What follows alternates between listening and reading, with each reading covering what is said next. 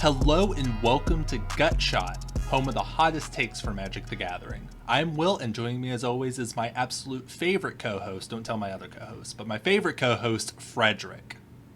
What is up, everybody? I am Frederick, and I am the only Magic the Gathering podcast host who spent his entire stimulus check on sealed packs of Homelands. Ooh, nice. So, are you hanging on to those as like a sealed thing, or are you playing the lottery? I know you. I know you're a gambler. Are you gambling on those packs?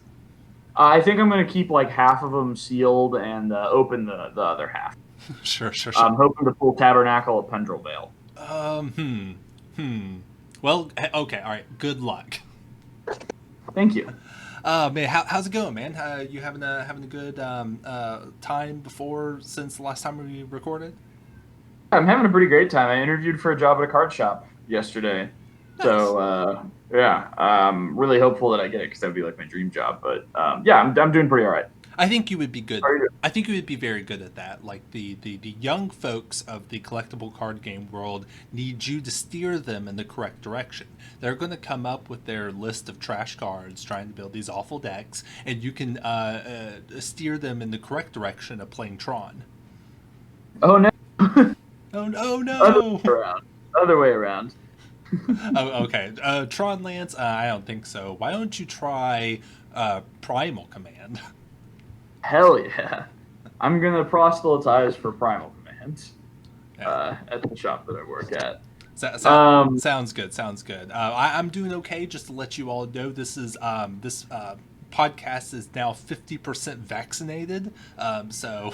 Oh. Yeah, so you're just, I want everyone to feel at least a little bit safer listening to us. Let me tell you, I got the one-shot vaccine, and man, I actually got sick from it. Can you believe that? Oh, wow. I did not think that I would be the person to have bad side effects. I got the shot.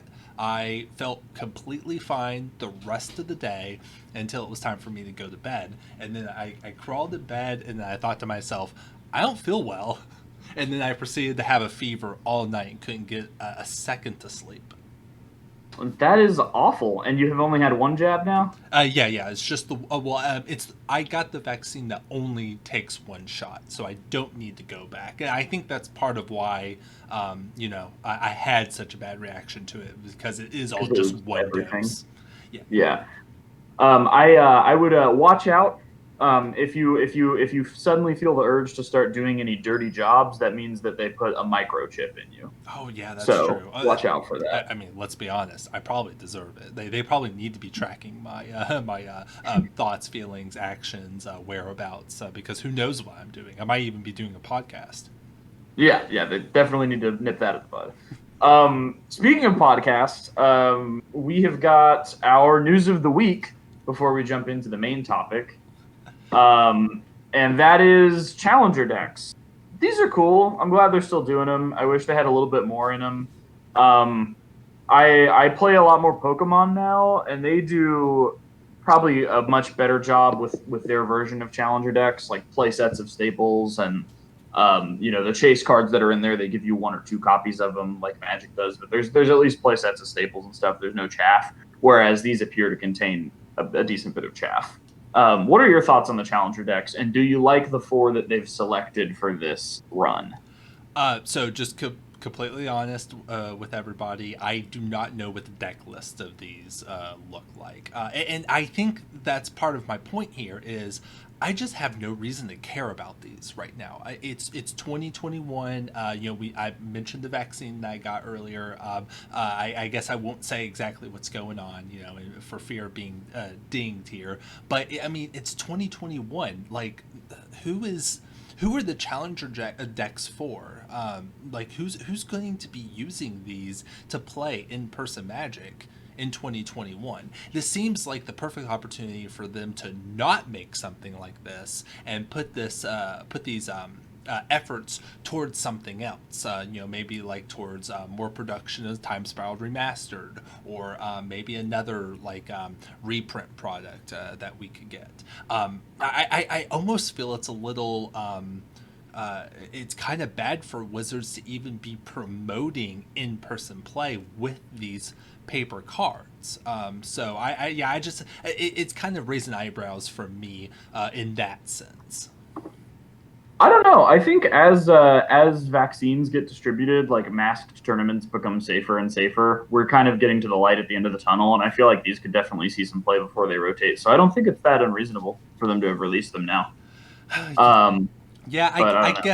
guess so. And let's be honest, there are yahoos out there who are playing paper Magic in store in tournaments, even though they really should not be doing so. So I guess Wizards doesn't want to miss out on that money. You know, I don't know.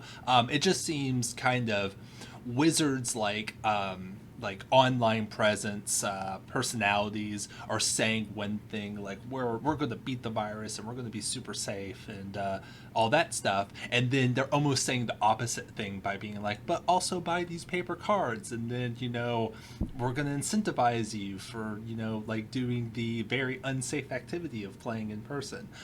So I just kind of wish they cared more about the message of sending these out to be bought, like what that actually is.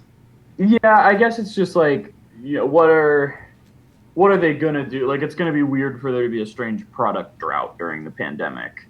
Um, so I mean, I guess I'd rather they continue their normal line of products. The other thing is America isn't the only place where these are releasing, and there are countries where these are releasing where COVID is pretty much over. Yeah. Yeah, like we have bungled our response to the virus, but there are plenty of countries that haven't. And if they release these just in those countries, that would be kind of weird. Look, here we go being America centric again. It's a real problem. Our fans over in Britain are not gonna like this. They're gonna send us tons of hate mail about being xenophobic towards the British. Yes, xenophobia against Britain. Dude, British. Okay, all right. We're just gonna go ahead and lay it all out there. The British are wild. Seriously, Right like, mental in it. yeah, exactly. Like a British person would like wake up, in a tub of ice with their kidneys removed and be like, right mental, isn't it? Uh, I need to eat a tin of beans. Okay, the queen. Anyway, we don't like the British, but these challenger No. decks, I have to say the actual like list that they have here: Azorius Control, Dimir Rogues, Mono Red Aggro, and then Mono Green Stompy, do seem like they are the pillars of Standard at this time. So at least they got that right. But yeah, I wouldn't be surprised if there is a considerable amount of chaff in these decks. I don't know. There's no fin fact, so I Yeah, don't think these are really the pillars of standard. right. That's that's what everyone ought to be playing. But challenger decks are not what I think anybody is currently excited about in Magic. Yeah. Would you agree? I would agree. Everyone's excited for Universes Beyond. No controversy there. No, I'm talking about Time Spiral Remastered. That's right. It's the new supplementary set that's coming out in paper and on Magic Online. So sorry, people who have people like myself who have migrated to Arena for the most part during this whole time. It's not going to be on Arena, but it is Time Spiral. Like new remastered. It's a updated draft format in one set with all of the hits, all your favorite cards, and some cards you didn't like from Time Spiraled, Planar Chaos, and Future Sight, and then complete with the return of the Timeshifted sheets filled with wonderful, powerful, fan favorite cards from Magic's past. Regardless of what people's thoughts about like things that were included, not included, it does seem like a lot of people are excited for the set. Yeah, I'm definitely very excited for this set. I think they did an excellent job with the time shifted sheets. There's only a couple of poopers on there. The rest of them are at least cards that like have seen play and pretty extensive play in some format. So I am definitely very excited for this set. I think I'm going to get a box. Yeah, that Which I haven't done for the past several sets. I don't blame you for that. I'm definitely interested in picking up some of the normal cards and some of the time shifted cards. And we have the full spoiler. It seems like they spoiled the set a little early because it's not coming out until, well, it's coming out in a couple of days. But Yeah, the 19th. Yeah, but it like finished spoiling like a week and a half ago. It's been a while. We've been sitting on this information. We've been mulling it over so we could give you our true favorite picks for favorite regular cards in the set that you would just normally open and draft, and then also our favorite cards from the time shifted sheet, which you will find one per pack as you're opening up your packs or drafting. So Yeah. we are going to give you our hot takes on what cards we like in the set.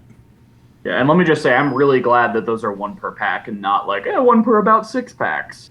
Yeah, yeah. I think yeah. Do. Yeah, I think the Um, time shifted sheet and how they're doing it is really going to make us look back less fondly on masterpieces, which were not fun to try to find. But yeah, and you just can. showcases. But yeah, um, you're gonna start us off with this first card, and this is one we kind of talked about a couple episodes ago. Yeah, and this is exactly why I'm thinking about it. So just for everyone's information, we're starting out with our favorite regular cards in the set. So these are not Oh time yeah, right. shifted. This is just the full set. You'll be opening these up just at the normal rarity that they appear at in the set, and it will be from all three sets: Time Spiral, Planar Chaos, and Future Sight.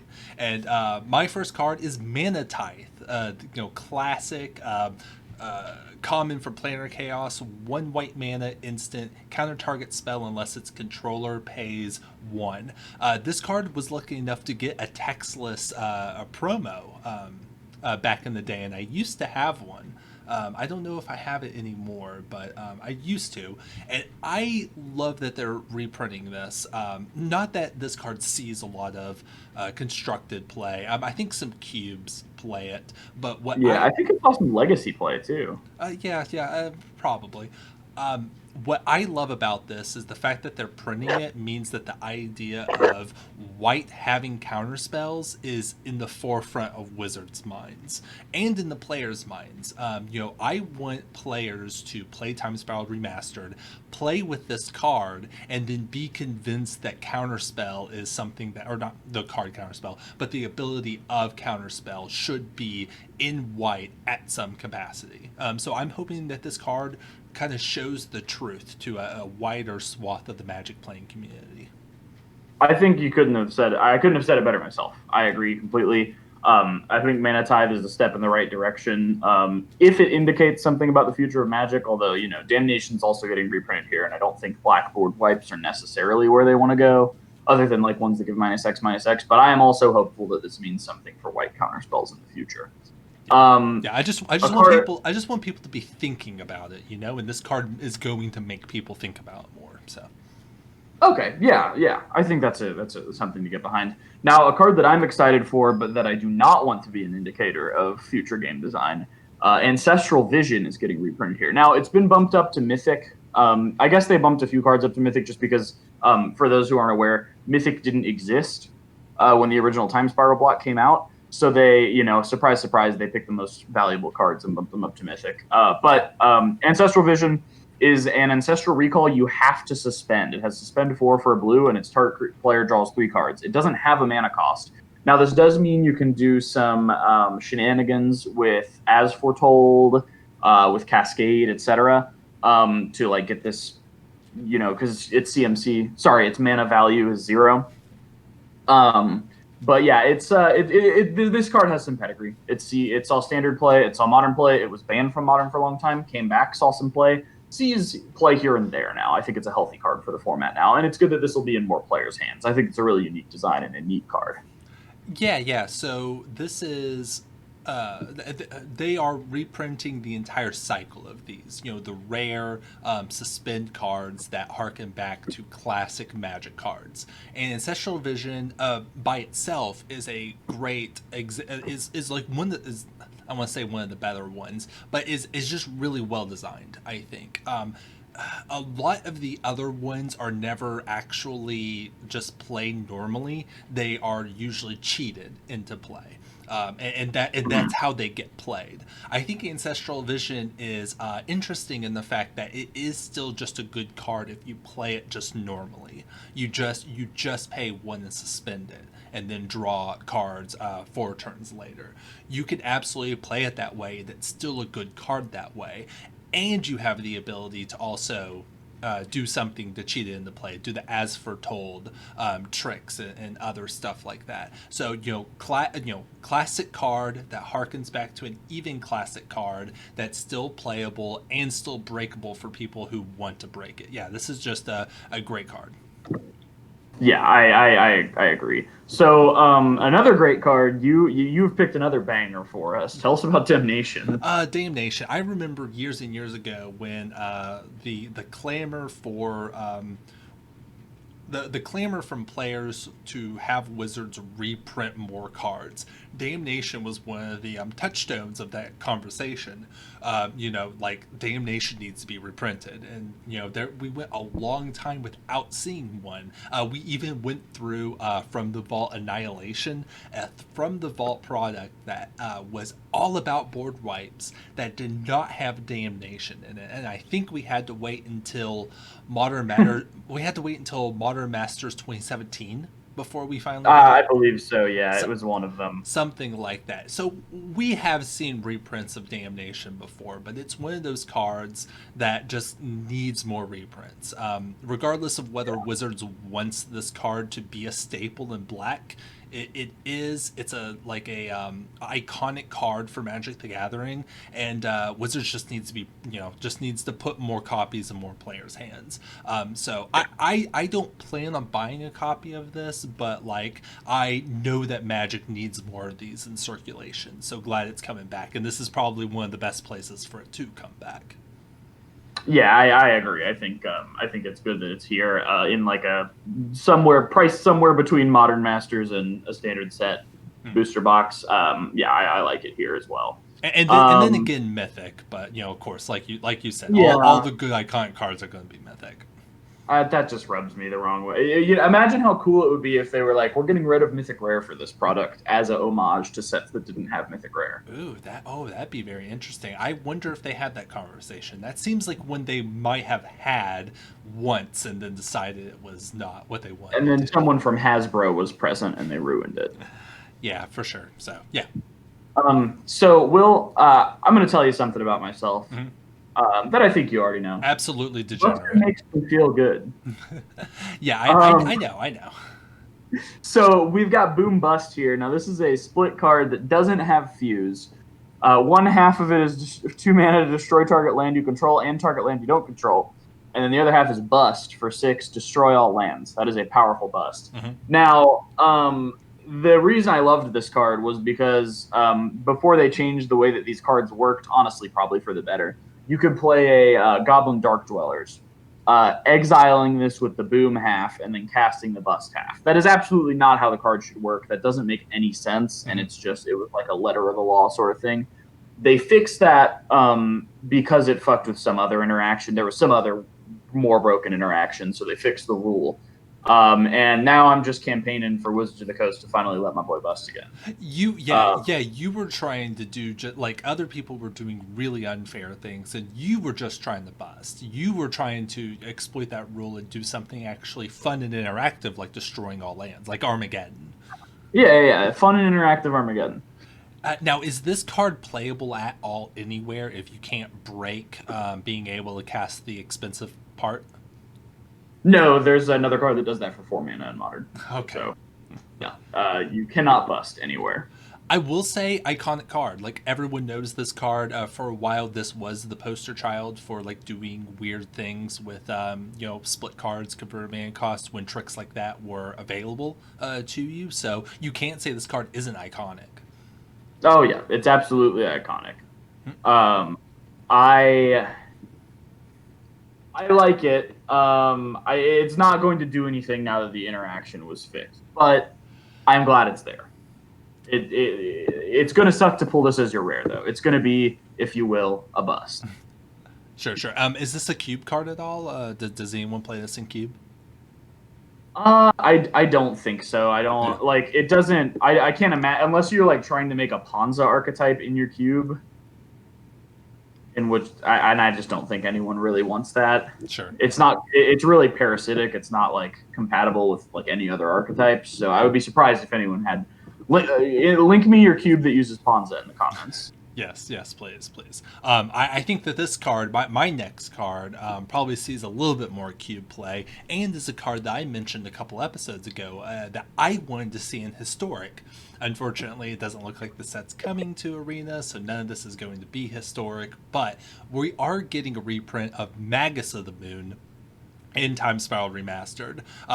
So this is 3 mana creature, human wizard, 2/2, and then stack ability of non-basic lands are mountains. I believe that Blood Moon is not a part of the Time Shifted sheet, so this is the only Blood Moon effect we're getting in the set. But here it is in all of its tutorable, killable glory, and I just think it's a great card to get more copies of into the population.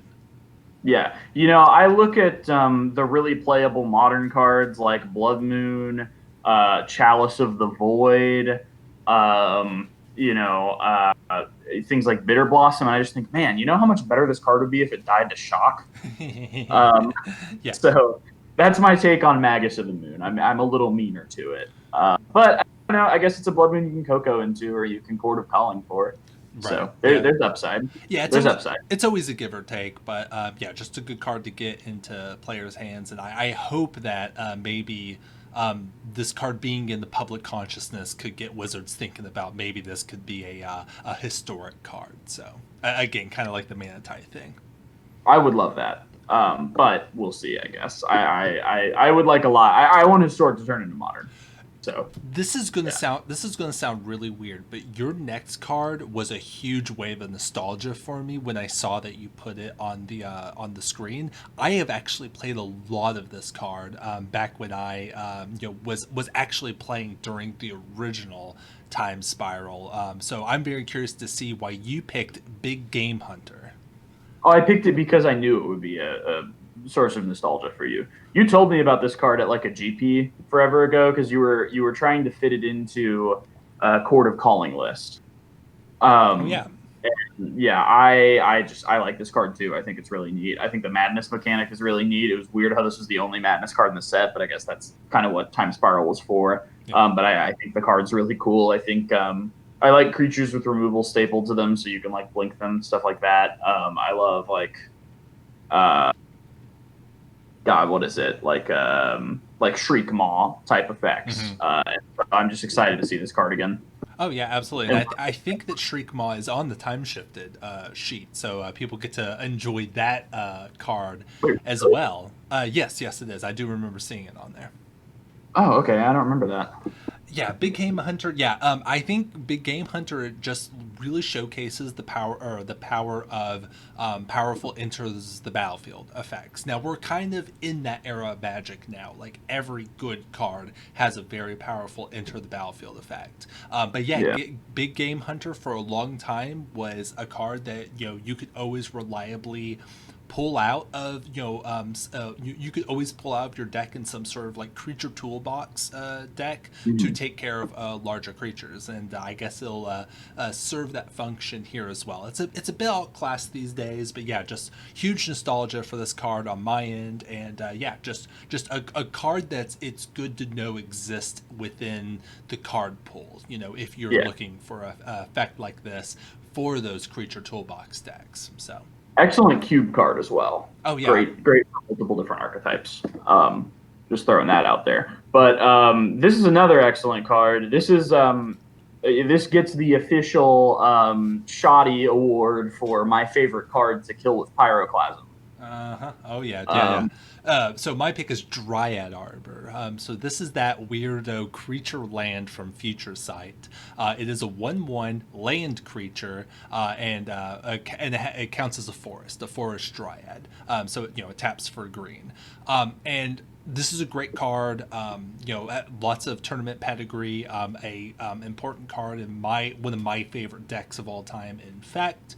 And part of why I'm picking it here is Dryad Arbor has always had a weird history with its border, with its frame. It's had a number of different looks over the years. First of all, being printed with the Future Sight frame, which was very polarizing at the time. Yeah. I think its next next major reprint was in a From the Vault, and they made it look exactly like a forest, to the point where it was causing tournament problems.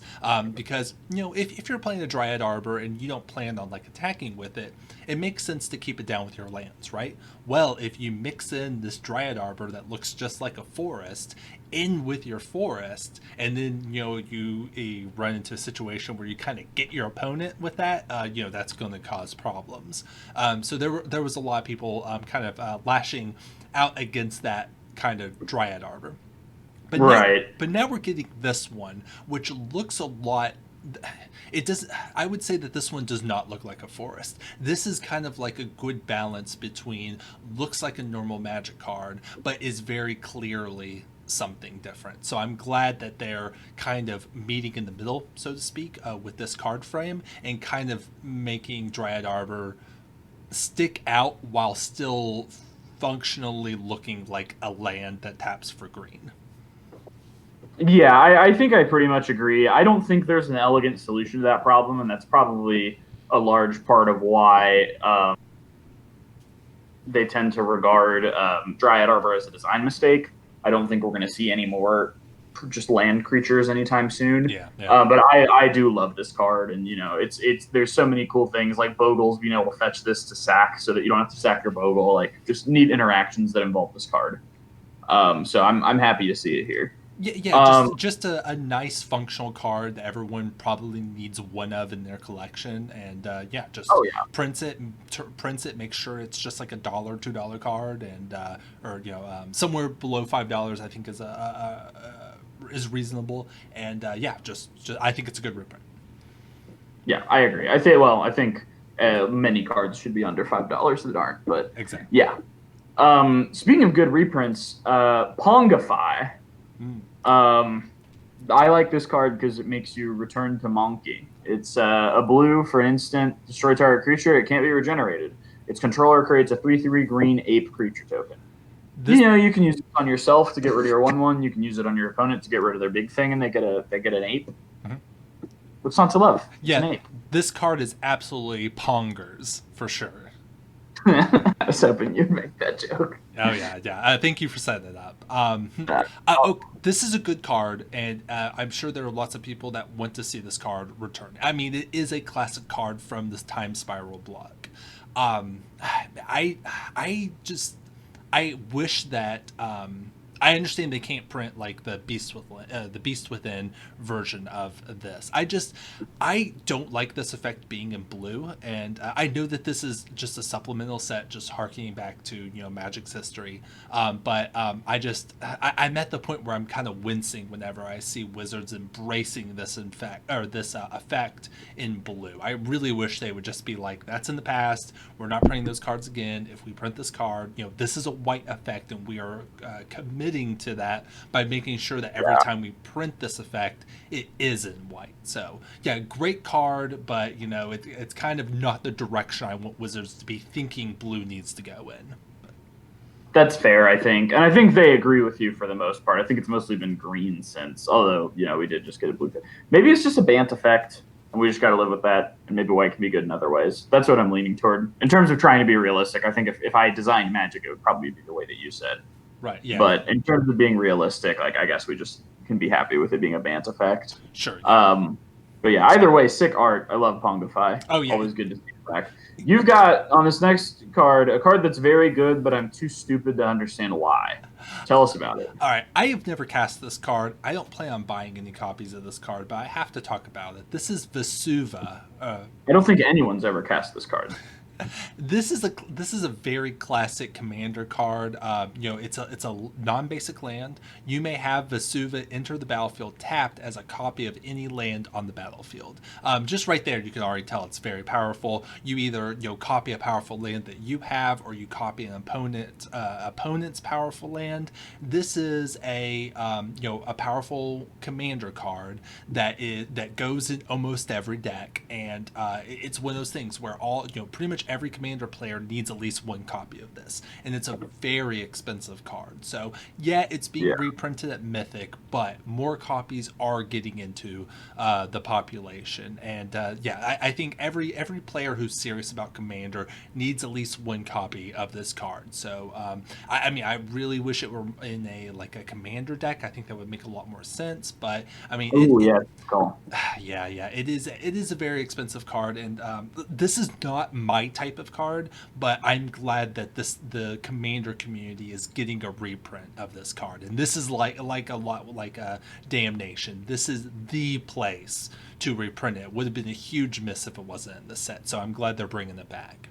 Oh yeah, this is also a huge legacy and vintage card, from what I understand. That makes There's sense, a lot of combos. You can get another Tabernacle, maybe. I know you can get I'm pretty sure this combos with Thing in the Ice too. Oh yeah, that makes sense. So, yeah, or not Thing in the Ice. Dark Depths. The thing that makes Merit Lodge. Yeah, Dark Depths. Yeah. Sorry, I don't know why I said Thing in the Ice.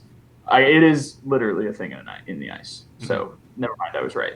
But yeah, I think Vesuva would have been a huge thing to get angry about if they didn't reprint it. Sucks that it's at Mythic, but it's here at least.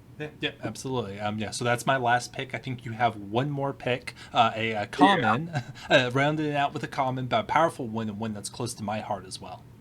Yeah, I was going to say, this is one I was very surprised you didn't pick, because this is right up your alley. Rift Bolt, 2 and a red, sorcery. Rift Bolt deals 3 damage to any target. Suspend 1 for 1 red. So the theory behind this was Lightning Bolt isn't broken if you have to warn your opponent about it a turn ahead of time. And I think that's pretty correct. Yeah, for sure. Your opponent gets a chance to react to it. You're not going to play something that you want to get hit by the Rift Bolt, or you're going to maybe make sure you leave up something to protect your creature. Yeah, I think this is a good design. I did not recognize this art. Was this the original art, Will? You probably know. Yes, that is original art. My Rift Bolts look exactly like that. Okay, I just remember the reprint, which just looks like a generic lightning bolt in the air. So yeah, no, I love this art. This is really cool. Yeah, this one's good. This is the classic Rift Bolt for me. I think I mentioned this on podcasts before, but Wizards has getting so close to printing Lightning Bolt, and they just won't do it. Like Wizards Lightning. What's the spectacle one? Scare the Critics. Skew the Critics, and other stuff like that. They keep getting very close to that, and I think Rift Bolt is one of the closest they've ever gotten to just reprinting Lightning Bolt. And for a long time, this has been Lightning Bolt's number probably 8 to 16, or was it 12 to 16, something like that in legacy burn lists. Just a classic card. Anyone who wants to play burn in a constructed format needs copies of these. They do still have value, even though it's a common. So it's good that there's getting more copies out there. And do you think that Rift Bolt would be safe to print in standard? I have some hot takes about what's safe to print in standard. I think yes. I think so too. Yeah, I mean, Suspend shouldn't be in standard, but I do think that this power level of Bolt is appropriate for standard. And you can always just cast it for 3 mana. You can always just do sorcery speed Bolt. Why don't you think Suspend is safe for standard?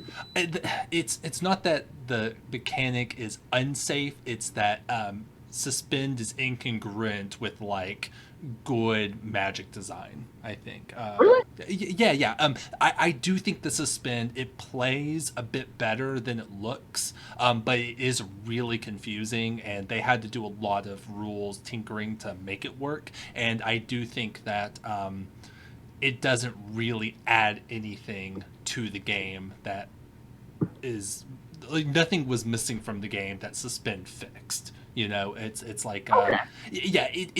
it's far too complicated, and what they're trying to do probably could have been done more elegantly in a different way, and the game would be better for that. I just don't think Suspend is something that Wizards is looking to go back to and have be a major part of Magic moving forward. Okay, yeah, I think I get that. Sure. Okay. Well, that's our picks. No, you're fine. I would love to have them fix it, but yeah, I don't know. I love it. Suspend's one of my favorite mechanics. I understand it's very unwieldy. Yeah. But It's just not, it's not clean design, and Magic seems to really want those like super rockable, easily understood, clean designs. like So Colossal Dreadmaw. yeah, that's true. That's true. Okay, so those are our picks for regular cards. There's a lot of awesome stuff happening in the normal set, but let's be honest. Most of us are super excited for the time shifted cards. These are all printed in old border. You're going to get one per pack. I think there's 121 of these cards all Mhm. throughout the history of Magic, all the way from the beginning up to some pretty recent cards. And people are going crazy for these, and we're going Oh, crazy for these, so we're doubling our list and talking about our top. I think it's like 10 each, but yeah, Kenny. we had to pair, both of us had to pare these lists down. We have a lot that we want to talk about, and why don't we just go straight into it with our favorite time shifted cards for the set. Yeah, you've got the first one.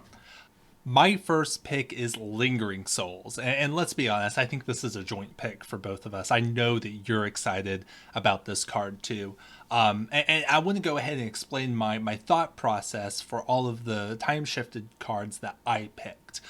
There are a lot of great cards on the time shifted sheet. But I think that if you're going to choose cards from Magic's history to reprint an old border, you do have to be thoughtful about it. There are cards that I think were really good choices for the old border, and some that were not. And there's a couple of reasons for that. And one of them, I would say, one of them would be just iconicness, and I think that Lingering Souls has that as well. People who want these old borders, I think, are really excited about pairing them with other old border cards.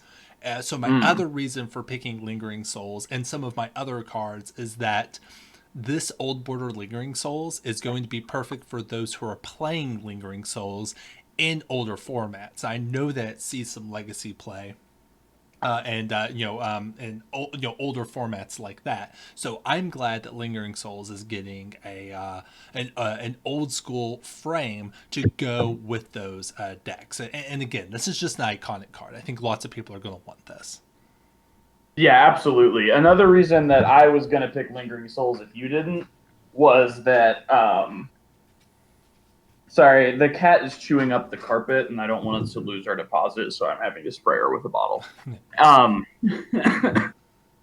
They decided to go back to putting the little gravestone in the Yes. corner of cards that interact with the graveyard.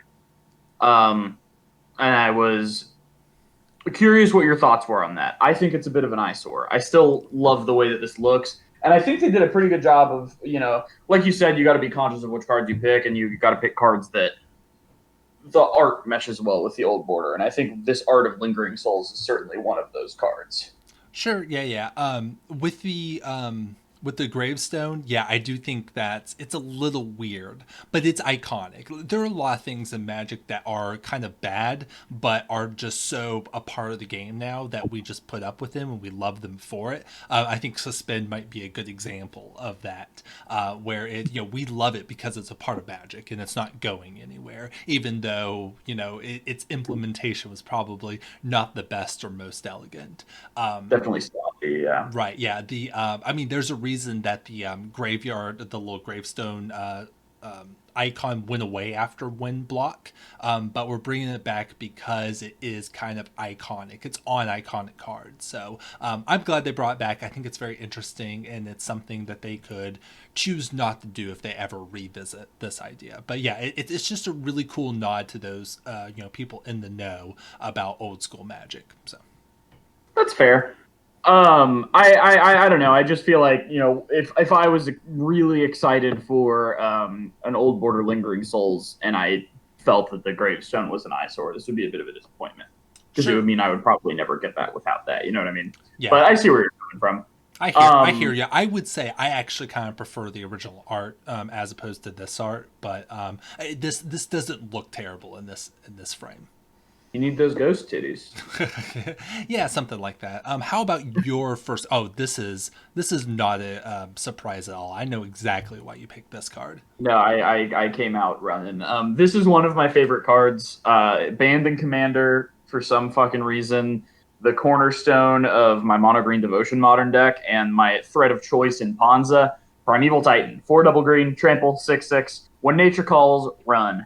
When Primeval Titan enters the battlefield or attacks, you may search your library for 2 land cards, not basic land cards, just land cards, put them on the battlefield, tap, and then shuffle your library. I think this art was a great pick for Old Border, and I hope I get some of these because I really like the way it looks. This one's a home run. Classic art meshes really well with the new frame. Time proven card, great for cubes. Legacy, modern. I don't think you can play this in Commander, but yeah, tons of people are going to want this. This is just a home run card. Great choice. Unfortunate that it's banned in Commanders because that's a format for poop diapered whiners. Oh, okay. Yeah. So, but a card that is not for poop diapered whiners, but really sophisticated adults. Tell us about this next card. No, actually, it might be. There is something super weird about Merfolk players. Can we just say that out loud? Like people who are their eyes are really fucked up and like shifty looking. People who are like who their thing in Magic is like, I love Merfolk. I play Merfolk in every format that I can. It's just weird. Just stop it. I don't care how popular your YouTube channel is. Just. They're like the horse girls of Magic. Sorry, Professor. Please like us. But okay, so they are reprinting Master of the Pearl Trident in Old Border. This one I think is a home run. Basically, this is a updated version of Lord of Atlantis. It's a 2-mana Merfolk Lord, so 2 blue mana, 2/2. Other Merfolk creatures you control get +1/+1, have Island Walk. Like Legacy and Merfolk that see play in Vintage are all super old. And I think it's perfect that a card that is basically a Lord of Atlantis gets the Old Border treatment, so it fits in with your other Lord of Atlantises and other older Merfolk cards. So yeah, this is definitely something that Merfolk players would really, really like, and I wouldn't be surprised if this ends up being a very expensive card. Yeah, I think I agree. I couldn't give a shit about Merfolk. I hate tribal decks because they all just feel like the same deck. It's just 2 mana 2/2s to give other guys +1/+1 and sometimes another ability. And like every color has a tribal deck that plays the same as all the other tribal decks. It feels like, I know there's a little nuance in there, but I just think they're really boring. But I'm glad that Merfolk players have this, I guess. I mean, one step closer to a modern Merfolk deck that's all Old Border. Yeah, for sure. I think this is the people who love this are really, really going to love it. So. Yeah, I'm just not the people who love this. But you love Bloodbraid Elf, right? I do love Bloodbraid Elf. I still have your playset of Bloodbraid Elves, and I'll probably send them back to you once I get 4 of these. No, man. This is not the time to have this conversation, but no, man. They're your Bloodbraid Elves now. But I won't need them once I have these. Tell us why you like Bloodbraid Elf. Because I like it when you cascade into a spell that's good. And you have a lot. You paid 4 mana and you got 7 mana worth of cards, and that's good. And it's strong, and you attack Jace with it, and it's good. And you hate Little Teferi, fuck that guy. And you get more mana. You play the 1. You get 2 card. For 2. For 1. You get the 2. You get 7 mana. It's a lot of very good. Bloodbraid Elf. Yeah, it's a good card. I have to say, being like this card having haste makes it feel so good to play with, because it really the haste part, like I think this would still be a very good card if it was just 3/2 4 mana cascade. But the fact that it has haste on top of it really makes it feel like you're getting a ton of value on top of it, and you really are. So just classic card. I played Jund Standard back when that was the thing to do. So Bloodbraid Elf has a big place in my heart. I as much as I love Bloodbraid Elf, I don't think I particularly want it in the Old Border, because to me Bloodbraid Elf is a modern card. It's very much a part of like the new like the not new school, but like it's a part of a newer era of Magic, and I think that it should exist inside that sphere. But I do understand that Bloodbraid Elf gets played with older cards, so there are definitely people who want to pair pair old frame Bloodbraid Elf with other old frame cards. But just for me, it's a modern card, so I think I'll stick with my modern frame ones for this one. It's fair. I really like the way it looks. Any version of Bloodbraid Elf just makes me quiver with value. I love this card. I like this art the best, and I think it looks really snazzy with the old border. I'm one of the few people who likes the sort of turd soup background on the multicolored old border cards. Yeah. And so I want the. I know that's a point of contention among a lot of players, but I want these Blood Elves. I like that the way that it looks. Mm-hmm. Yeah, yeah. No, great choice. Lots of people are going to go crazy for this one. Yeah. Lots of soy faces. So a card that I did not expect and that I was kind of surprised by, and this card makes me glad that they're not just like doing cycles in the old border, because then they would either have had to exclude this or include 4 cards no one gave a shit about. So but this is clearly the better one of the cycle, and I'm glad that they included it old border. Tell us about Ley Line of the Void. Yeah, absolutely. To your point, yeah. So we don't get things like a Sun Titan or, I mean, there are good Titans, but Prime Time is the one that everyone wants. So it's good. Sun Titan's also fine. The blue one is just terrible. The blue one was very good for its time, but yeah, you're right. I don't think anyone really wants Frost Titan in these time shifted cards. But yes, I picked Ley Line of the Void. Sometimes you just have to 4 of Ley Line of the Void in your sideboard to combat a degenerate graveyard meta. This is one of those cards where everyone just needs 4 copies, because sometimes you're just going to need 4 copies out of your sideboard. This is also a very important card for older formats, which is why I think it makes a lot of sense to reprint this in the old frame. So that's why I selected it. Everyone needs 4 copies, so it's good that there's more copies out there for everyone to pick them up. And this is a card where the old frame really makes sense. So I think this was a good choice. Iconic card. Everyone needs them, and the frame is a good fit. Yeah, I think with this art especially, because I know that we've seen a couple arts on this, and this is the one from the original Ravnica block. I like it a lot. Yeah, with the old border. Yeah, not much else to say. It's just, hey, bring your graveyard hate when you need it. Yeah. So my next one is a bit of a wacko pick. Probably one of the less heard. Probably one of the cards most people scoff at being an old border. But I have so much fun with this card in my cube, or did. I guess my cube's not together anymore. But Mirror Entity is 2 and a white for a 1/1 shapeshifter with Changeling. For X mana, until end of turn, creatures you control have base power and toughness XX and gain all creature types. So this is a huge anthem. This is instant speed. You go wide with a bunch of 1/1s and 2/2s, and then you pay like 5 into this, and you just kill your opponent, assuming that they can't deal with it. Mirror Entity is sweet. I love it a lot. It's one of the best payoff cards for white go wide strategies in Limited. And not only am I looking forward to maybe getting to play with this in some sealed or draft of this set, either on Mitgo or with my partner, but also just this card existing in old border for my cube. I'm just very excited about it. I know I'm probably like one of the very few people who's excited to see Mirror Entity here, but I am very glad.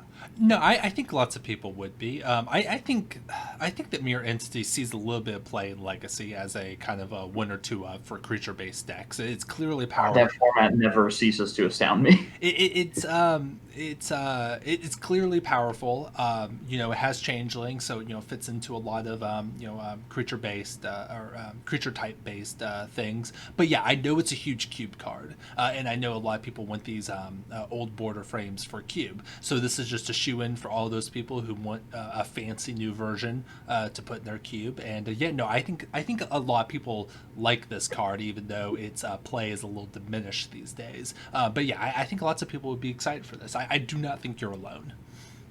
Oh, good. All right. Well, I am definitely excited for this. I don't feel special anymore. Thank you, Will. Yep. I guess maybe I don't have as hot of a take as I thought. I just figured this would be one of the ones people would complain about because I didn't know it saw any constructed play. But speaking of cards that see no constructed play, tell us about Thoughtseize. Okay, all right. It's Thoughtseize. I don't know what you all want me to say. Thoughtseize, old life effect. Thoughtseize, old border. I think probably the best art they could have picked for it. They've done they've done a few different arts for Thoughtseize. This is the classic one. Looks really great in this frame. I think this is one of the home runs for art matching old frame. Yeah, this absolute home run here, and foils of these are going to be through the roof. If you open one, you won the lottery. Oh yeah, absolutely. I think they're $500 right now. Yeah, that sounds about right. Yeah, this is just great inclusion. Like, glad they got in there, and just hope this is what you open. Yeah, absolutely. This or Chalice. Yeah, for sure. Yeah. So hope this is what you open in limited. We've got Treasure Cruise, 7 and a blue for a sorcery with Delve. Each card you exile from your graveyard while casting the spell pays for 1. Draw 3 cards. This card is banned in Modern and Legacy. I don't think that they finalized the set before this card was banned in Legacy because it was banned like 2 years ago now. But Treasure Cruise is definitely an iconic card. It sees a lot of Commander play because a lot of times it is just Ancestral Recall at sorcery speed. Mm-hmm. Yeah. When this card was legal in Modern, like Blue-Red Blitz was like the only good deck. This card it ran trains on Standard when it was legal. I played the Jeskai Ascendancy combo with 4 Treasure Cruise and 4 Dig Through Time. That was an interesting time. It was a very fun format for me. Treasure Cruise has definitely earned its infamy, and to see it here in Old Border is really cool. Yeah, for sure. I wonder who is actually going to want this. I guess it is just Commander players that are looking to play Ancestral Recall. It's it's interesting because it's not an expensive card. It was a common in a really open set, but I guess there are people who who play this in Cube and Commander, stuff like that, who would want this. But it's interesting. It's interesting that in this context, it is kind of just filler. Though like people want it, but this is to make sure you're not opening up Thoughtseizes and Chalices every single pack, right? They had to put something in there that was fit the theme that some people would actually want, but is kind of a mess in terms of what you're opening up, right? Yeah. I mean, they had some of the cards have to be duds, and I would rather it be a dud that's an iconic card than something like, I don't know, just like a 2-mana 2/2. Right. This was a good pick. This was a good pick for that. Yeah, this was probably the best dud they could have put in there. And it's not exactly a dud. Like Commander, one of these in any cube where blue is messing with the graveyard, pretty much any cube. And then this is in every vintage deck you play a copy of this. So, I mean, I don't know exactly how much vintage is getting played, but, it's there for that. Right, exactly. Yeah, I'll say it's a good pick. Yeah, for sure. So, speaking of definite good picks, tell us about your next one. Okay, yeah. So this was a Modern Horizons card, I believe. Yawgmoth Thran Physician. I'm not going to read this card. I don't know what it does. I'm not going to try to understand what it does. But so this set was the first time that we got actual factual cards for the most iconic magic creature, or not magic creature, magic characters of all time. I'm not talking about Jace. I'm not talking about Liliana. I'm talking about Yawgmoth and Urza. So I know that this card does see a little bit of Modern and Legacy play. I believe that it's a semi-popular commander and stuff, but it just makes sense. If you're going to have Yawgmoth in the game as an actual card, it has to be an Old Border, and that's why I'm picking it. Just like this was a no-brainer to put into the old frame, because that's where he belongs. It just makes so much sense. I'm glad they did it. Yeah, I think I'm pretty much on the same wave as you. Spice 8 Rack did an excellent video about like the dangers of eugenics, where he was like dressed as Yawgmoth and doing like a Yawgmoth motif, and the art of this card now just reminds me of that, and I love that video, so I'm excited to see that here. I think the art meshes really well with the border. I feel like they put a filter over some of this art to make it look older. Huh, that's interesting. I'm not as familiar with the original card to say that, but that's interesting if that's true. It feels like they did that with a lot of the art, but maybe I'm not coming from the right place. But yeah, I'm very excited that Yawgmoth is here. I think it's a cool looking card. Yeah, great pick. Yeah, you picked it. Yeah. I'm great pick to put in the set for Wizards to pick, and also for myself for being such a smart guy to choose this as my pick for the show. Yeah, only your giant brain would put that in the slideshow. Absolutely. So speaking of giant brains, and iconic black cards. Yeah, Gary, Merchant of Asphodel. 3 and double black for a 2/4 zombie. When Gary, Merchant of Asphodel, enters the battlefield, each opponent loses X life, where X is your devotion to black. You gain life equal to life lost this way. Iconic modern card recently and a few years ago, iconic standard card. Yep. Yeah, it is currently in standard.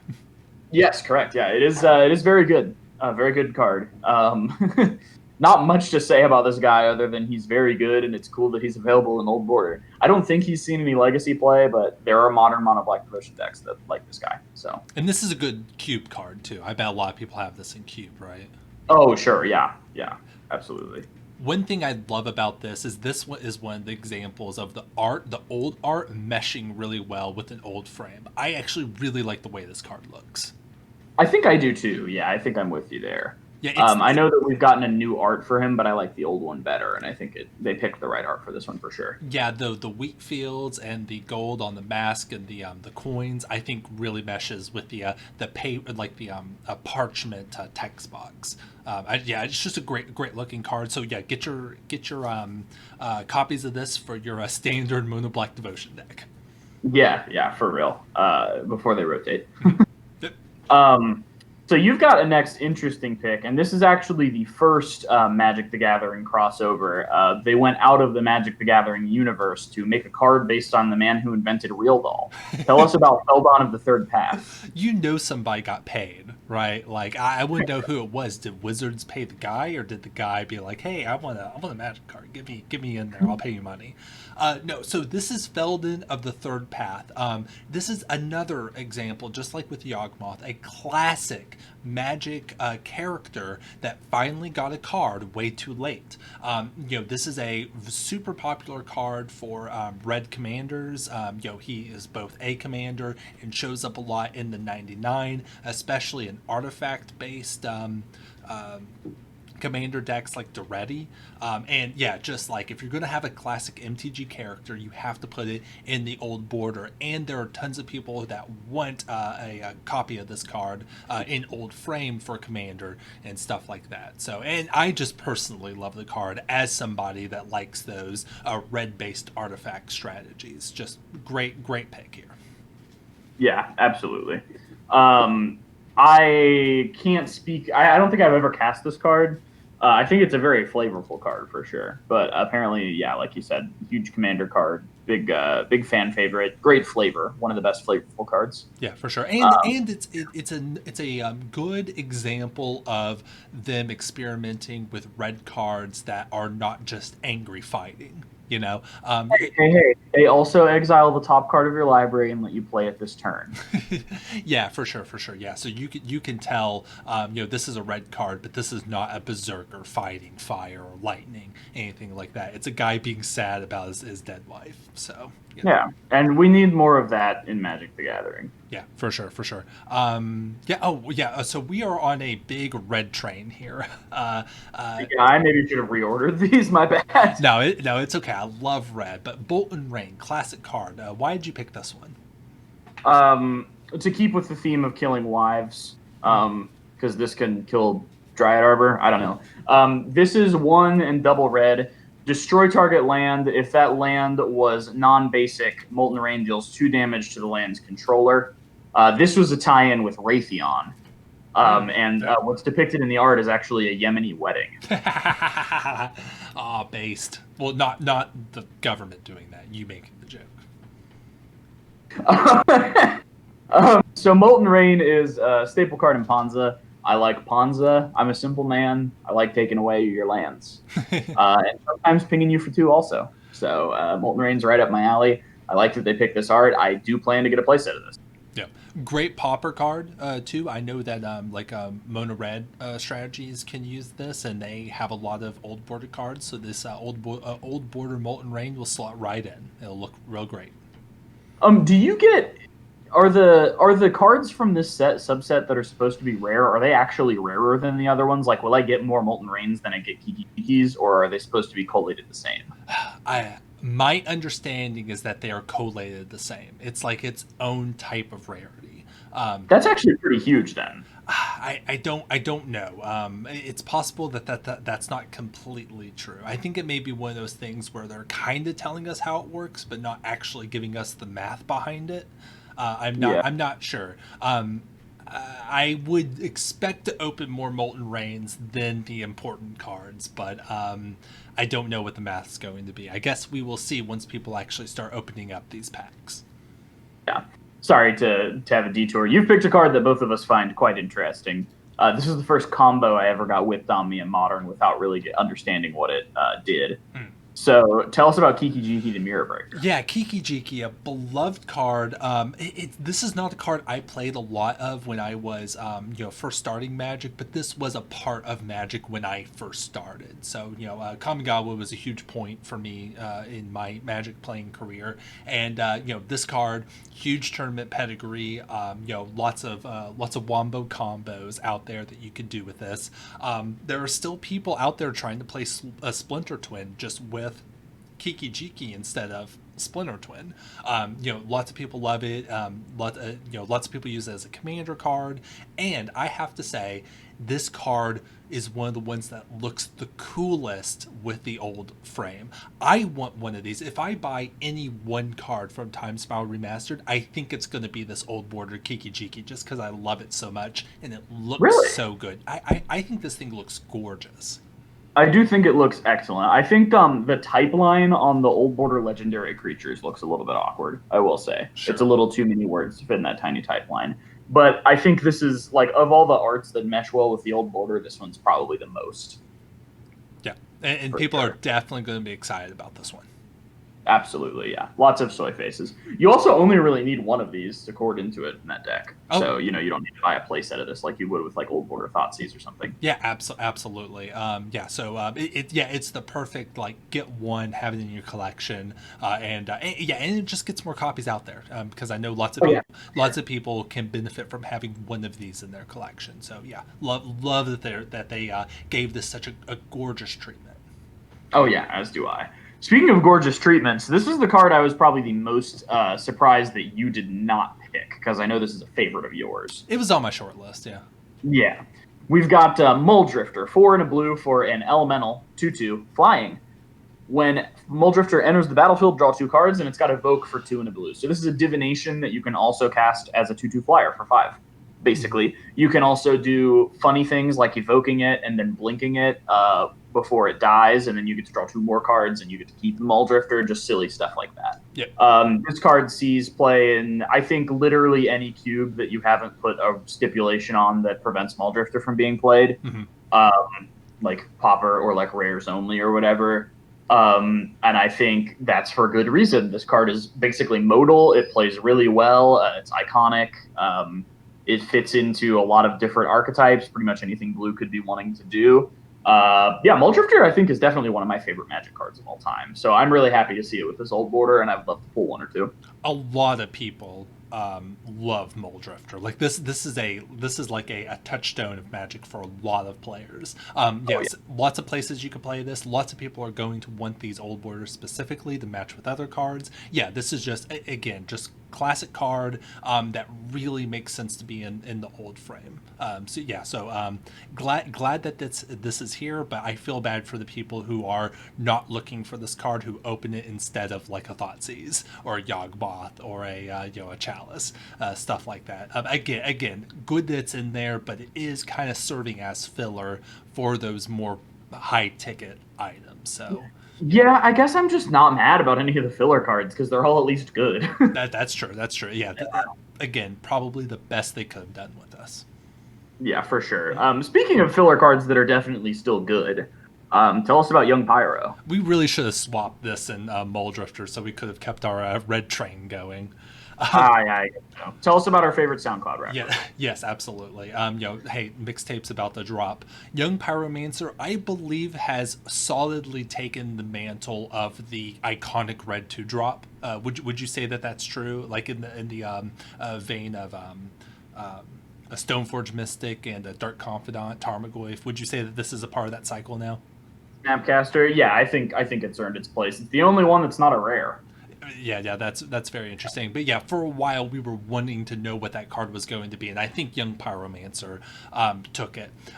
Good card, has proven its tournament pedigree, sees play in lots of different places.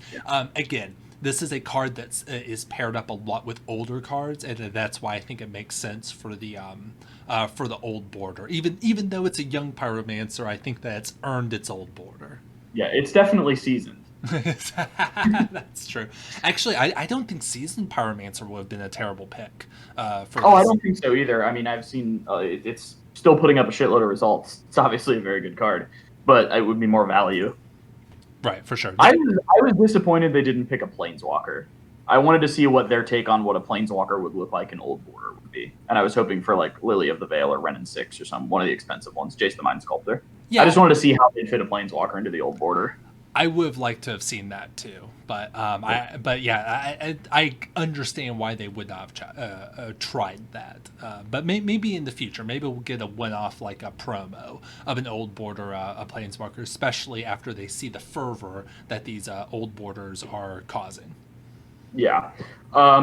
So next we've got Field of Ruin. I like this card a lot. I think it's a really elegant solution to the sort of wasteland problem. Like how powerful can we make lands that get rid of other lands? Because obviously they need to exist in order for them to be able to print good duels and like lands with strong effects. And I think Field of Ruin's a pretty elegant solution. I like this art. I think it meshes well with the old border. It just feels good. I think it's a good card.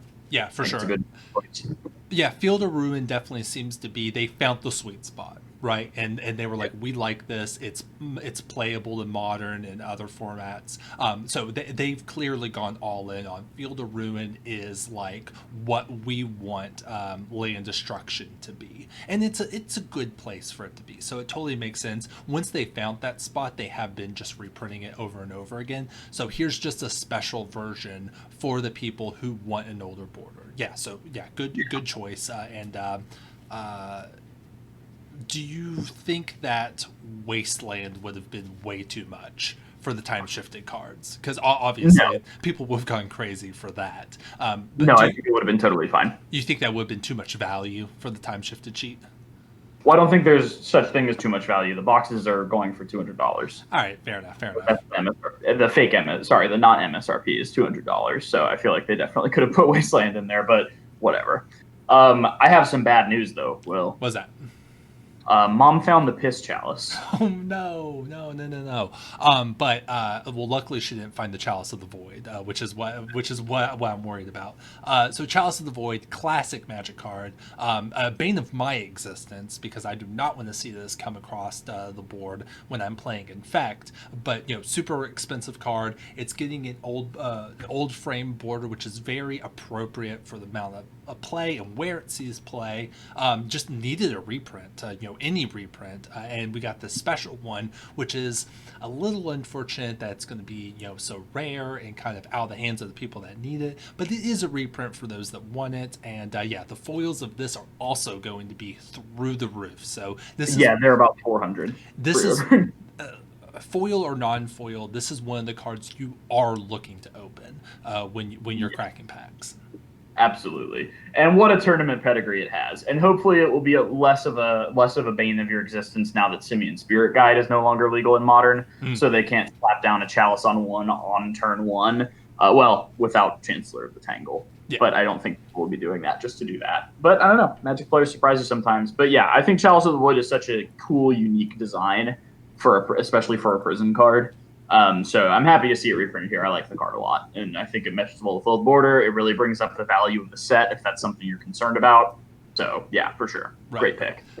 This next card is one I know has a lot of fans. This is one of those cards. It's almost like Merfolk in the way that if you like this card, you love the card and you try to play it in every single deck that you can get. So there are absolutely Knight of the Reliquary stands out there. Why are you excited to see it in Time Spiral Remastered? I'm kind of one of those people. I do like throwing these into Coco and then playing some weird lands like the white one that gives a creature protection from a color when it comes in, just so you can kind of get them. So your tap ability on the Knight of the Reliquary can become something spicy. But it's also just a really good card. It's often like a 3-mana 8/8. late in the game once you've like fetched and stuff. I just think it's a card that's definitely earned its stripes. It's weird to see a card that still sees play in Modern, but is like a 3-mana 2/2 that doesn't have an enters the battlefield trigger. Yeah. Like there's nothing, it doesn't do anything the turn it comes in, but it's just strong enough to still see play in Modern anyway, and I do love that.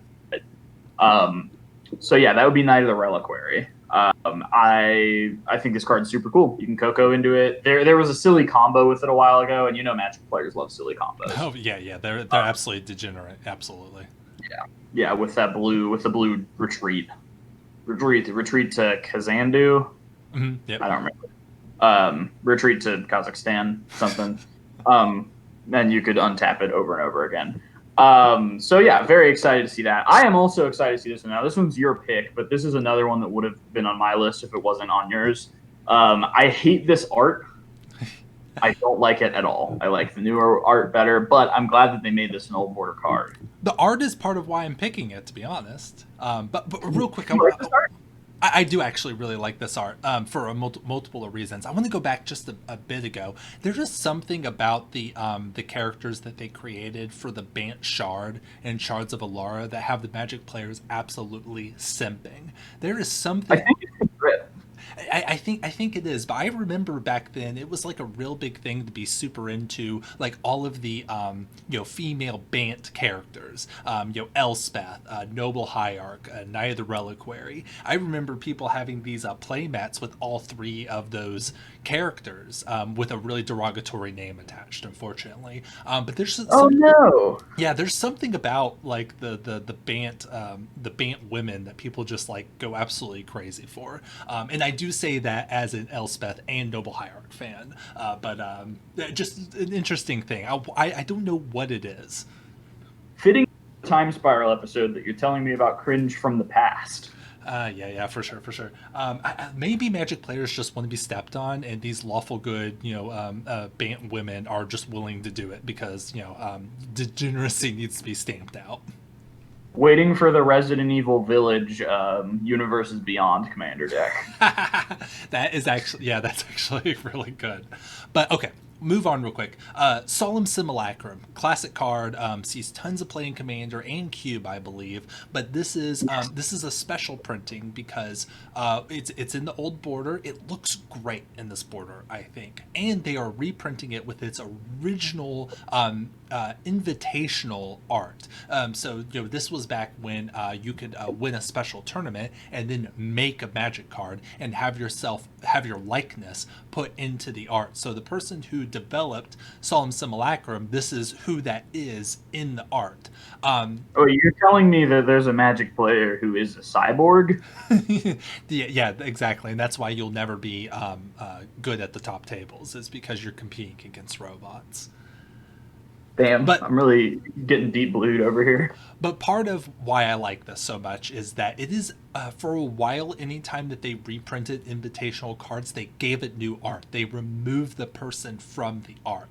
And this is actually one of the first times that they have decided to go back to the invitational art and put the likeness back in. And I'm really glad that they did, because one, it's just the original art, and two, I think that this looks really good. The contrast between the blue art and the brown border definitely looks a lot better than that washed out artifact frame from original Mirrodin. So I think lots of people are going to want this card. Well, I feel like they probably had to ask his permission to get it in there. Bob Garfield or whatever. Bob Garfield. That's the fucking NPR news host. God damn it. Sure. But whatever his name was, Jim Davis. I don't know. That's the guy who wrote Garfield. Yes, but that's also a Magic guy. Okay, the point is, they probably had to ask his permission, and that's why we haven't seen like a Snapcaster with Tiago Chan or whatever the other ones were. It must suck to like get your invitational card printed and then it just sucks. Yeah, for sure. I think that it's been a while since that has happened. I think I would love to bring that back. Rakdos Augur Mage is probably the biggest example of a card just being absolutely terrible. But Rakdos Augur Mage. Do you know what I'm talking about? Yes. Oh, okay, okay. Um, I was about to say if you don't, then that proves my point exactly. But yeah. yeah, I just think this was a great way to bring it back, and it just looks great. And I'm happy that this is coming back. Oh yeah, for sure. So our last pick is one of my picks, and this is again one of those cards that like it's definitely not the money card, but you're happy to see it. And this is Thraben Inspector. It's one white for a 1/2 human soldier, and when it enters the battlefield, you investigate. You get a clue. You may remember our fixing white episode. We talked about maybe making clues a little bit more present and making them a white thing. I think this art meshes really well with the old border, despite it being kind of Innistrad Eldrazi themed. And I think this card just looks really good. I think the white cards suffer on the old border a little bit from it being difficult to read the type line and the name and the power and toughness, but maybe they'll look different in paper and they'll look better. We'll see. But I do really love the way that this Thraben Inspector looks, and I will be excited to pull some of these potentially. Man, white takes the L once again, doesn't it? Yeah, it's really cannot stop taking L's. But I do like the way that Thraben Inspector looks, and this card's great in limited. It'll be fun to play with this in limited. Lots of people love this card, and it just got brought to historic through the historic anthology. That's another thing that we were talking about. So lots of people are thinking. Yeah, lots of people are thinking about this card right now, and yeah, it just seems to be at that good power level. Like this is just the power level of a 1-drop in white that people want, and it's not card draw, but you get a little bit more card advantage in some form with this card. So yeah, in terms of like, not to use the term filler, but those kind of lower value cards that people still want and to open to make sure that you're not just opening up chalices all the time. I think this is a good pick. Yeah, I like this card a lot. I think it is definitely earned its place here. I'm excited to get a few copies of this for sure. Yeah, absolutely. Well, that is the end of all of our Time Spiral cards. Man, there's a lot that we're talking about here. So let's just do a little bit of discussion. Now that we've kind of talked about our favorite cards, how do we like the set overall? Do you think that this is a great product overall? Is there anything glaring about it that you dislike, or are you really liking how they decided to bring Time Spiral back? I'm really loving it. I honestly feel like it was a good call. This kind of came out of left field, but I'm looking forward to them maybe doing this with like Innistrad blocks or like other blocks that have a lot of high value cards. I think they did it really well. I'm looking at the cards and I'm just excited. I think I am going to be getting a box of this set. Yeah, it's Mostly COVID, but right. Yeah, I really like how they did this. I'm trying to think of any like awful like things that they missed that should be in the set. And in terms of the actual set proper, I can't really think of anything. They really did hit like almost all of the notes that you would want from this, including Tarmogoyf, including Damnation. So a lot of surprises. Like it's telling that our list didn't even include Tarmogoyf. There's so many good cards in this set. yeah, and no one really cares about Tarmogoyf anymore, unfortunately. Hey, it still sees modern play. Yeah, absolutely. It's still a great card. But the set overall, I can't think of anything that they missed out of the main set that they should have included. The time shifted sheet, even the stuff that I am considering to be filler, is still stuff that people want to see in the old border. Still stuff you wouldn't feel super awful opening, and there's some really good hits. I know they only had 121 cards, so they had to be picky in a certain sense, but like they got stuff that really needed to be reprinted where it should have been reprinted, and some stuff that like just everyone needs copies of, and just a new fun way to get cards out in there. So overall, I'm happy with this set. I do have to say, because I mean it again, it's 2021. Is anyone really playing paper Magic these days? And we talked a little bit about that earlier, but like I'm not actually going to get to play any of this. It's not on Arena. I mean, there are people who are on Magic Online these days, but online Magic has really shifted away from Magic Online, so it's available there, but it's not really super accessible there. That's not where people are going. Exactly. And it just, that's the one thing for me. It's like, I know why they don't want to put this on Arena, but like at this point in time, it's a little weird that we're getting so excited for what is essentially a paper only set in the era of Magic Arena. So that's something that, Yeah, it's a little unfortunate that I can't enjoy it in the way that I've grown to enjoy Magic over the last year, and I'm feeling a little sad about that. I guess I get that. I will say paper Magic is my favorite kind of Magic still, and I will be buying a box and playing 4 rounds of Sealed with my partner, or 3 rounds of Sealed, like 3 different Sealed pools with my partner. So I will get to play with this in paper, albeit not in a store. But like I think these cards, this is the kind of set too where like once we've weathered the pandemic, these are modern cards. Sure. Like these will be in a non-rotating format. It's not the same as like buying a box of Ikoria at the beginning of the pandemic, desperately hoping to get to play some of those cards in standard. Yeah, You know what I mean? that makes sense. Yeah, and we are kind of coming out of it. Like I've been vaccinated, so and I'm going to be vaccinated soon, I think, and I think once I've got 1 jab, I'll be cool with playing in tournaments because I'll be in the shop anyway. That's true. If I get this job, so Right. Yeah. And people are already playing paper Magic. Like the people who don't care about the guidelines have not stopped. So people are yeah. playing in paper, even though. Whether they should or not, I don't know. But yeah, so one other question before we wrap up our discussion here.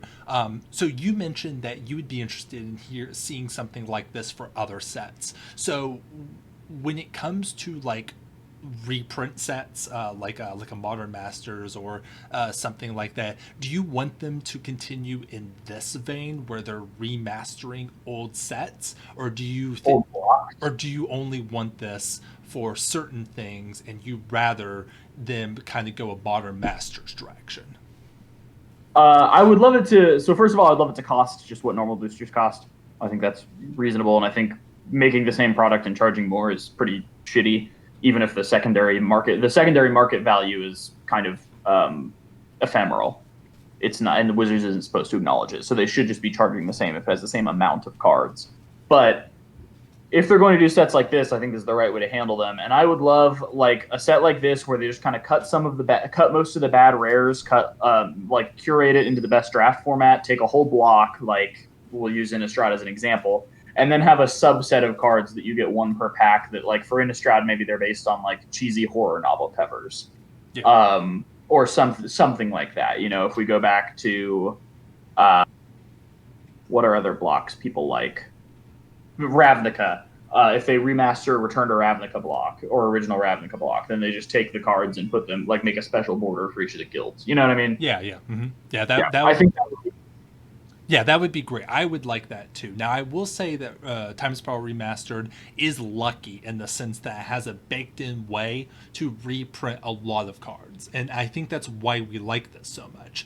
The time-shifted sheet kind of makes this a little like a mini master set, because they can, they have the set proper, and then they have a whole other section of the set that is just, we're reprinting cards people want. If they did a Ravnica remastered, Ravnica City of Guilds, would they have that freedom? Like what would actually let them reprint stuff like Mole Drifter or Treasure Cruise or stuff like that? It would have to just be stuff from that set. It would be a lot more restricted, and I think it would not be as impressive as what we see here. So I wonder if they would try I was thinking they could put other cards in those slots anyway. See, that's the thing. Time Spiral has a baked-in way to think about, a baked-in way to do that. While Ravnica, they would have to do something a bit contrived to make fit the that Ravnica theme. to fit that in. Now they obviously could do that, but how would they? How would it make sense? How would Magic players like for it to happen? That's my only concern. But the idea of actually remastering a set, I'm totally on board for. Yeah, I think it's cool. Like, imagine if Expeditions like maybe featured some crappy lands and were 1 per pack. Yeah, that's true, and you're right. Expeditions are. I'm so glad you brought that up. Expeditions are a perfect, excuse as to how they were able to bring back cards that weren't Zendikar, but have Zendikar cards, or reprint cards within the Zendikar block. So there's definitely ways to do it. I'm so glad you brought that up. That makes so much sense. I think that's the direction they should be heading in, is making expeditions behave like this. Yeah, for sure. But yeah, so do you want to move on to the end segment? Yeah. I think we said everything we've said about the set. We love it, enjoy it for what it is, because we may not get something like this for a while, at least until Wizards can figure out how to make sets like this again. And also, if you just want to buy sealed product, if you're the kind of person that wants to buy sealed product and just put it in your closet, I bet this is a perfect choice for that. Would you agree? Oh, yeah, I think so too. I think that's probably a good thing to add. I don't want to encourage like scalping or trying to invest in Magic cards, because if somebody with enough money decides to do that, it kind of takes it away from other players. Pokemon's really experiencing that problem right now. But yeah, if you want to open sealed product, or I guess keep one box in your closet to open later, then this is probably a good call. Yeah, for sure. Wizards, good job. Yes. We like you today. Well, I don't know if I go that far. But yeah, so let's go into the end segment. Yeah, we are moving on to the end segment. You know me, I'm a total segment male. And this has probably been my favorite end segment to do, so I'm glad we're doing it again. Yeah, for sure. Random card reviews. All right, well, I'm so glad that you're a segment male, because that kind of takes the pressure off of me. I know where I fit in the hierarchy now, and I know to defer to you when you have correct opinions, and I'm just here spewing nonsense. So I'm glad we've spelled out the hierarchy for our listeners.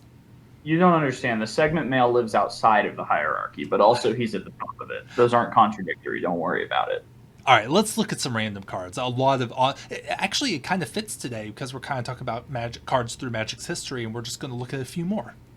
Yeah, random cards through Magic's history. So first we've got Alpha, I think, Hypnotic Spectre. Oh, this card's got a pedigree. This would have been a great inclusion for the Timeshifted sheet, I think, because no one can say this isn't an iconic card, and I think not as good as it used to be, but very iconic. And I would probably put this in a cube. This is in my cubelet, and I love it there. So yeah. Well, this card is limited. It's very, very good and limited. And I agree with you there. I think they were only time shifting cards that have never been printed in old border before. Okay, yeah. Yeah, but I think any like Masters set or like fun set you can reprint this into. I was surprised this wasn't in Modern Horizon. Because I think this card would totally be fine in Modern. It's obviously a great card. It's a 3-mana 2/2 flyer in black. Any opponent damaged by Spectre must discard a card at random from his or her hand. Ignore this effect if opponent has no cards left in hand. That is the classic rules text. To be clear, this card is Modern legal. It was in 9th edition. Oh, really? Okay. Yeah, I did not know that. All right. Right. Damn, I got fact checked. But no one thinks of this as a modern card. This is like old school classic kitchen table Magic. Back when I first started, we had one player that had the burn deck that was like really powerful, and we had another guy that had the mono black discard deck. With Hypnotic Spectre, Dark Ritual, Hymn to Turok, and that was a force to be reckoned with. So this card is very linked to my early days of Magic, and I'll always have a soft spot for this card. Yeah, and at the OG tournaments, this saw a lot of play. Back in like the late '90s, everyone dressed like a member of Limp Bizkit, and they all looked like they didn't shower, and they would like sit down at the table, and there would be weird like Tony Hawk Pro Skater 3 music playing in the background. Have you watched videos of the old Magic tournaments? I have. Yeah. They are something to behold, and it's crazy to see those and think that I am like a part of that. That is my subculture. But yeah, the '90s were just a weird time. I currently dress like someone from Limp Bizkit and don't shower. I know. I know. Yeah, great card. Not much else to say about it. Just huge pedigree. Let's move on to a card. Oh, I bet you love this card. This is Winding Constrictor, a 2-mana 2/3 snake, and then it basically it's not doubling season, but it's basically plus oneing season for all for cards and. For counters for your artifacts, creatures, and yourself. Do you like this card?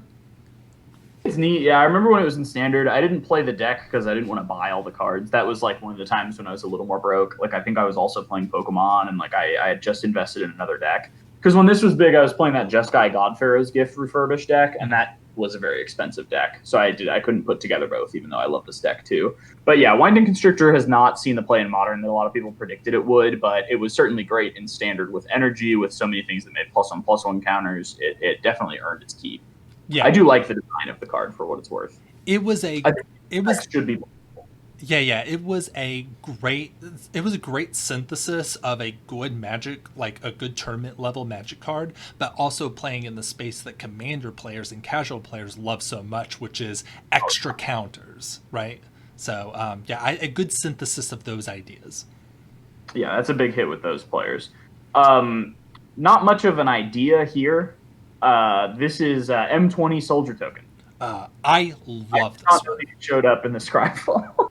No, absolutely. Well, I'll just go ahead and say I would say this is my favorite soldier token. It's full art. Oh wow! Yeah, it's full art. I think this is one of the better token frames that they've done. I've always been a huge fan of the when they went back to Dominaria, how Benalia was, the stain, like the magic stained glass was how Oh yeah, their I love shields that. and stuff. And hey, I'll be honest, I'll simp for the soldier for sure.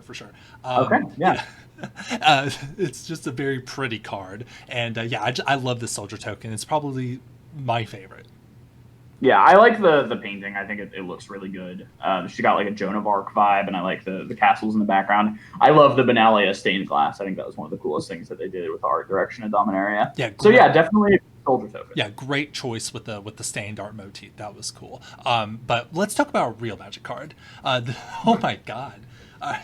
Classic art here by Phil Foglio, who is still getting some buzz about, Magic stuff. We still talk fondly about this artist, but this is Findhorn Pollen. I've never seen this card before, but this is a 3-mana enchantment with I can't say this word.